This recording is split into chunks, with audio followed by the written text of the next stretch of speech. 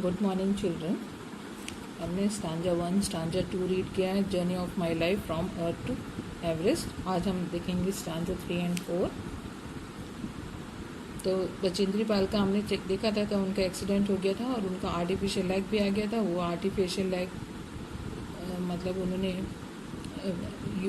बहुत, जब उनका आर्टिफिशियल लेग आया तो बहुत वो खुश हो गई और वो एकदम उनका फिट हो गया जैसे उनका असली पैर हो।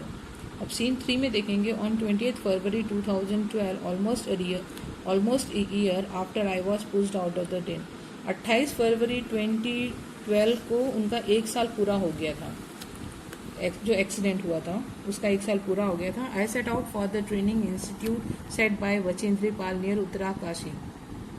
उसके बाद में फिर जब उन्होंने डिसाइड किया कि नहीं मैं माउंट एवरेस्ट की चढ़ाई करूंगी, तो बचेंद्री पाल उस समय वो वहाँ पे उनका जो इंस्टीट्यूट था उत्तरकाशी में, तो वहाँ पे वो ट्रेनिंग देती थी। तो यहाँ अरुणिमा सिन्हा ने भी वो ज्वाइन कर लिया था। ट्रेनिंग के लिए वो जाती थी बचेंद्री पाल के पास में, उनके इंस्टीट्यूट में। I called up Bachendri Pal to tell her that we have reach Uttarkashi. तो हमने बचेंद्री पाल को बताया कि हम उत्तरकाशी पहुँच गए हैं। She was surprise eight how quickly I had reach. और उनको बहुत आश्चर्य हुआ कि कितनी जल्दी मैं वहाँ पे पहुँच गई हूँ। After this my confidence sky rocketed. तो मेरा भी जो कॉन्फिडेंस था वो आसमान को छूने लगा, मतलब मुझे भी बहुत खुशी हुई। Bachendri Pal always pumped fresh confidence in me. तो वो हमेशा मुझे पॉजिटिव कॉन्फिडेंस यानी हमेशा मुझ में आत्मविश्वास का बल बढ़ाती रहती थी। कौन? Bachendri Pal. Arunima, you are far better than others. तुम दूसरों से बहुत अच्छी हो। वो हमेशा उनको ऐसा प्रोत्साहित करती थी। These people seems to be suffering from a handicap, not you. तो तुम तो अच्छी हो, तुम हैंडीकैप नहीं हो। दूसरे लोग क्या हैं? वो हैंडीकैप हैं। I am proud of you. मुझे तुम पर गर्व है। But before Everest expedition you will have to prove yourself. मगर एवरेस्ट की चढ़ाई करने से पहले तुमको अपने आप को प्रूव करना पड़ेगा। If you climb 21,798 feet high Chamsar Kangdi mountain in Ladakh, you will be on your feet to Everest। तो अगर आप कांगड़ी माउंटेन जो कि लद्दाख में, उसकी आप चढ़ाई कर सकती हो 21,000 मीटर की। इसके मतलब कि तुम अपने सही लक्ष्य के पास में हो, तो एवरेस्ट की अभी आप चढ़ाई कर सकते हो। I successfully completed the expedition. तो मैंने वो कंप्लीट कर दिया। By the time we reach the base camp situated at 18,000 feet. तो टाइम पे ही हम 18,000 स्क्वायर फीट की ऊंचाई पे मैं पहुंच गई, जहाँ पे कैंप था जो बेस में था नीचे। 16 of the 19 members of the team had retire. 19 में से 60 लोग तो रिटायर हो गए, उन्होंने मतलब हार मान ली, retire. Bachendri Pal greeted me at the base camp. तो उन्होंने बेस कैंप में मुझे ग्रीट किया, मेरी शेरनी ऐसे संबोधित किया, उनका मनोबल बढ़ाया। She said and took me in her warm embrace. और गले मिला और greetings the. In the evening Bachendri Pal announce that I was finally ready for Everest. और शाम को उन्होंने अनाउंस किया कि ठीक मैं एवरेस्ट की चढ़ाई कर सकती हूँ। And she also assured me that she would talk to the officers at Tata steel for sponsoring my Everest range. और उन्होंने शाम को ये भी बोला कि मैं जो ऑफिशियल्स हैं उनसे मैं बात करूँगी ताकि वो स्पॉन्सर कर सके, तुम्हारे जो सपना है माउंट एवरेस्ट का वो पूरा हो सके। अब हम देखेंगे scene 4। I arrived at Everest base camp on 11 April 2013। तो एवरेस्ट बेस यानी कि जो नीचे का जो बेस, तो वहाँ पे वो 11 अप्रैल को 2013 में पहुँच गई। Exactly 2 years has pass since I have thrown out of the moving train. अब 2 साल हो गए थे अप्रैल में जब उनकी घटना हुई थी, जब उनको ट्रेन से बाहर नीचे फेंक दिया था। At the camp nobody seems to know that I had an artificial leg. Camp में किसी को पता नहीं था कि उनका एक आर्टिफिशियल लेग है, नकली पैर है। One day while returning my left leg got wet with snow because I had slipped a couple of times on the slippery surface. पर जब माउंट एवरेस्ट से वो वापस आ रहे थे, तो वापस आते समय उनका जो नकली पैर था वो भीग गया था, इसीलिए उन्होंने उसको निकाल के रख दिया था सूखने के लिए। तो जब वो वापस आने लग, क्योंकि वो बार बार गिर गई थी, जो सरफेस था, जो सतह थी वो स्लिपरी थी, इसलिए बार बार गिर गई, तो उनका पैर गीला हो गया। तो उन्होंने next morning I left the artificial next morning I left the artificial leg out in the sun to dry. तो मैंने दूसरे दिन क्या करा, अपने पैर को निकाल के सूखने के लिए सूरज की रोशनी में रख दिया। At the time some foreigners realize that I had only one leg. उस समय जो फॉरनर्स थे, जो उनके साथी थे, जो उनके साथ में पर्वतारोही थे विदेशी, उनको बड़ा आश्चर्य हुआ कि अरे इनका तो एक ही पैर है। And after that my TRP show, TRP यानी कि टेलीविज़न रेटिंग पॉइंट। TRP का मतलब है टेलीविज़न रेटिंग पॉइंट।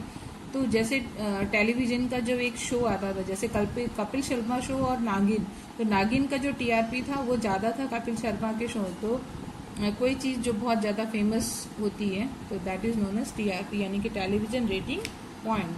कौन से सीरियल को ज़्यादा लोग पसंद करते, तो कपिल शर्मा से ज़्यादा लोग, जब नागिन जब शुरू में स्टार्ट हुआ था तो लोग उसको ज़्यादा पसंद करते थे, नागिन सीरियल को देखने। In my final expedition to Sagar Matha, head of the sea, the local name for the peak of Everest, Nima Kancha, was my mountain guide. Nima Kancha उनकी माउंटेन गाइड थी, पर्वता जो मार्गदर्शन देते हैं, चला देते हैं, गाइडेंस देते हैं। He was a nice and helpful Nepalese man. वो बहुत ही अच्छे थे, हेल्पफुल थे। Who used to scold me at times when upset. वो कई बार मुझे स्कोल्ड भी करते थे, यानी गुस्सा भी करते थे जब मैं अपसेट हो जाती थी, यानी कि निराश हो जाती थी। The last trace to the peak of Everest began. अब लास्ट ट्रैक शुरू हो गया, जो उसके बाद में फिर पर्वत पे माउंट एवरेस्ट पे चढ़ी गए थे। पीक यानी उसकी चोटी पे पहुंचने वाले ही थे। It was a very dangerous narrow path.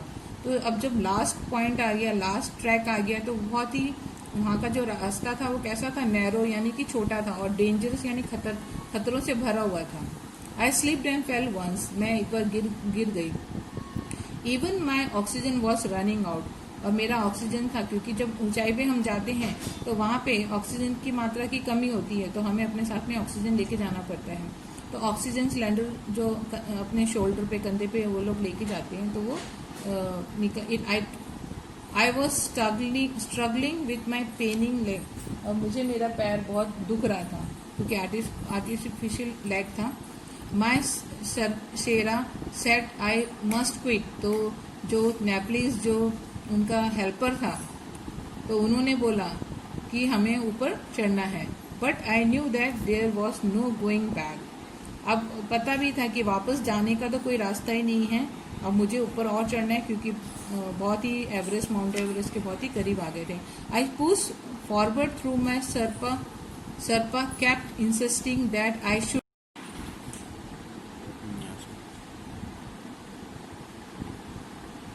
तो लास्ट ट्रैक रह गया था माउंट एवरेस्ट का। ऑक्सीजन भी मेरा बहने लग गया था और मेरा पैर भी बहुत दुख रहा था। तो जो नेपलीज जो मैन था वो कह रहा था कि चलो वापस हम चलते, तो बार बार इंसिस्ट करता I should return, I have enough oxygen to reach the summit and hold the countries like. मगर मेरे पास में ऑक्सीजन था उतनी मात्रा में, और मैं जाके चोटी पे, एवरेस्ट की चोटी पे चढ़ के झंडे को फहरा सकती थी। What happen afterward doesn't matter any more. उसके बाद में क्या होता है उससे मुझे कोई मतलब नहीं था।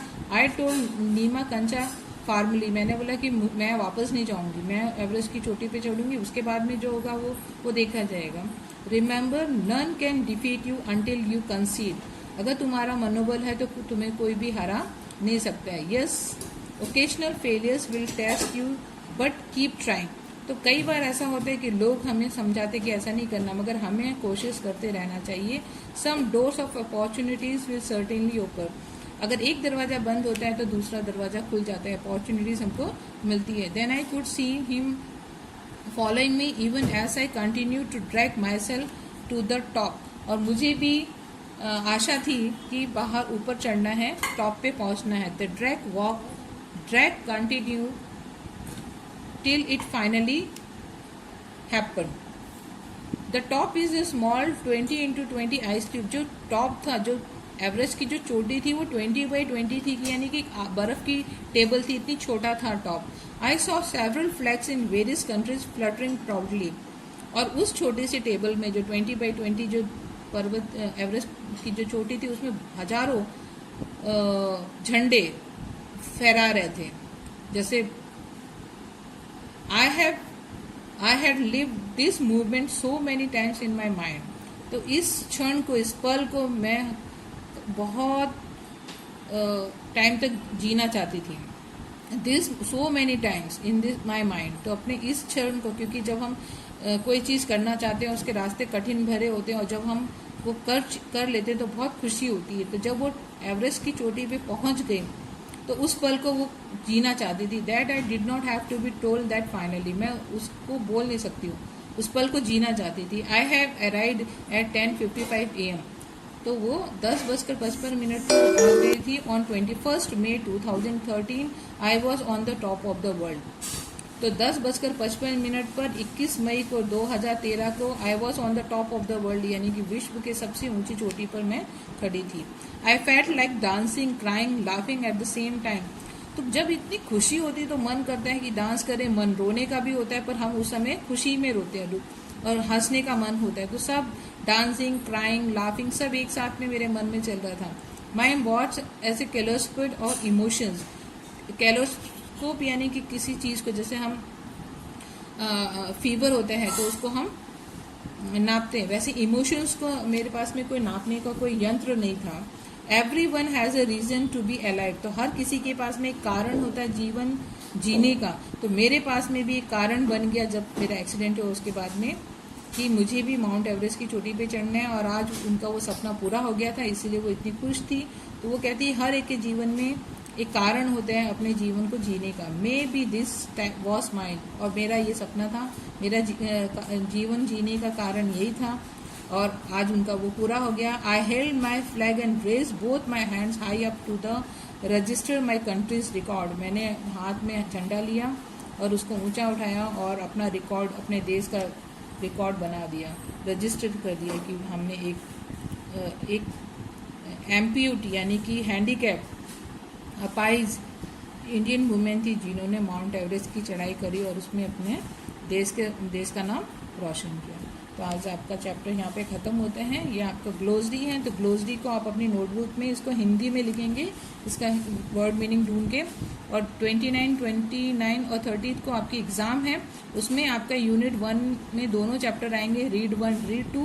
तो रीड 1 आपका आज पूरा हो गया है, कल मैं रीड 2 करवा दूंगी और 29 तक अपना दोनों भी हो जाएगा, तो आप आराम से परीक्षा दे सकते हैं। और ग्लोसरी आपको कॉपी में लिखनी है, कॉपी बनानी है। इंग्लिश टेस्ट की 2 नोटबुक बनानी है, ग्रामर की और एक इंग्लिश टेस्ट की, 9th में जैसे आपने किया था तो वैसे ही। और उसमें आप सुंदर अक्षरों में चैप्टर का नाम, डेट डाल के और ग्लोसरी का हिंदी और इंग्लिश दोनों लिखेंगे। बाय।